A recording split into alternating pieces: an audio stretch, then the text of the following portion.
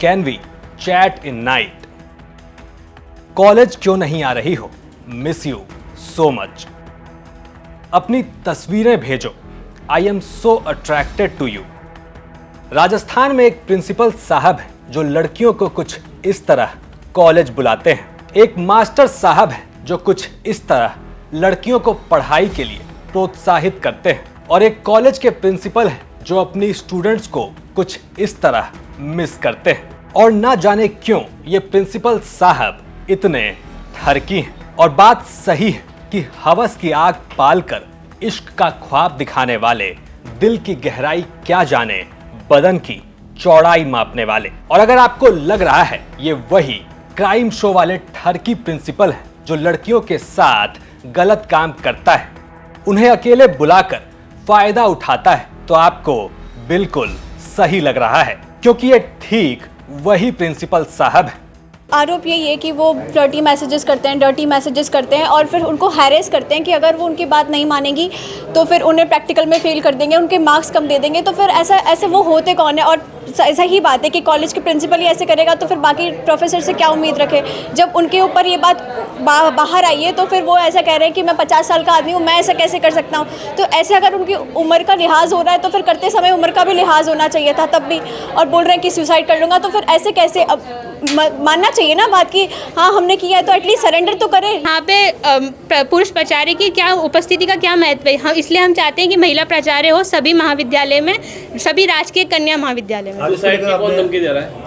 Suicide की धमकी कौन दे रहा था? सर, प्रिंसिपल को जब कॉल किया जा रहा है मीडिया के द्वारा तो वो कह रहा है मैं 50 साल का हूँ, मेरा 21 साल का करियर हो चुका है, मैं ऐसा करते कर ही नहीं सकता। तो क्या स्क्रीनशॉट झूठे हैं? क्या लड़कियाँ जो 10 लड़कियाँ जब शिकायत करने आ रही है प्राचार्य की उपस्थिति में, दूसरे कॉलेज के प्राचार्य के साथ में, क्या वो झूठी हैं? गर्ल्स को बोल रहा है कि मैं सुसाइड कर लूंगा अगर। हाँ, लड़कियों को भी सर वो डरा रहे हैं कि मैं सुसाइड कर लूँगा, कि तो मेरे ऊपर तो दबाव डाला जा रहा है और ये गलत है, मैंने ऐसा कुछ किया ही नहीं, जबकि उन्होंने ही ये सब कुछ किया है। स्क्रीनशॉट झूठे नहीं हो सकते, यहाँ तक कि रिकॉर्डिंग्स भी है हमारे पास में। कोटा के रामपुरा का ये राजकीय कन्या महाविद्यालय यानी गर्ल्स कॉलेज 7 अप्रैल को उस वक्त बदनाम हो गया जब एकाएक कई लड़कियां सामने आई, ये कहते हुए कि और कोई नहीं, हमारे प्रिंसिपल साहब ही हैं जो हमें छेड़ते हैं, हमारे साथ ऐसी ऐसी चीजें हुई हैं और बाकी लड़कियों ने जो जो बताया है। ऐसे में यहाँ छेड़ना शब्द का प्रयोग करना भी गलत होगा, क्योंकि अगर आरोप सही है तो ये सीधे सीधे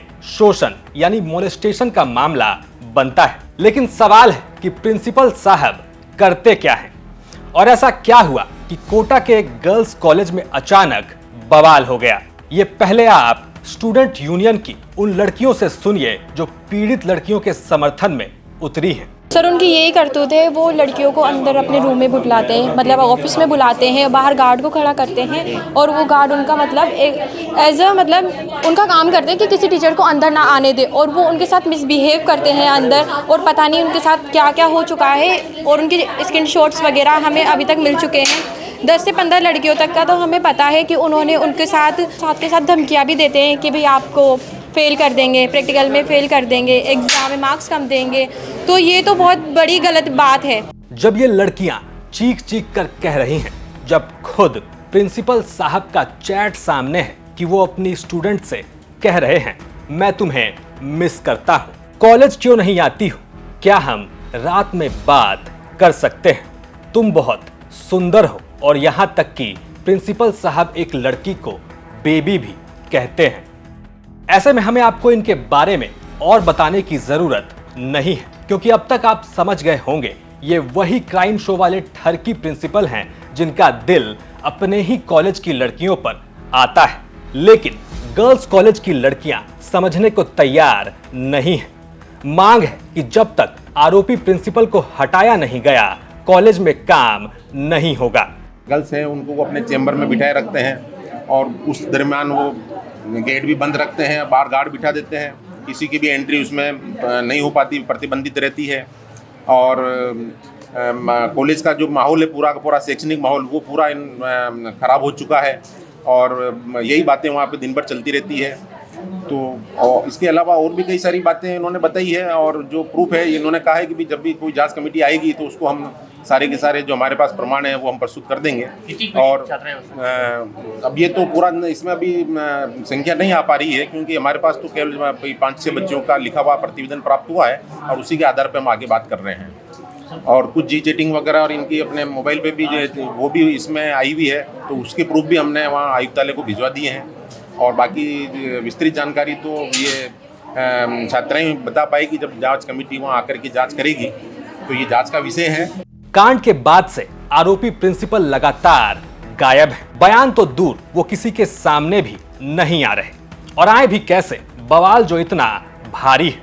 एक लड़की तो यहां तक बताती है कि प्रिंसिपल साहब मैसेज तो करते हैं, लेकिन जब कोई नहीं होता तो उन्हें अपने केबिन में भी बुलाते हैं। तब केबिन के बाहर उनका गार्ड भी खड़ा होता है ताकि उस वक्त और कोई अंदर ना आ सके।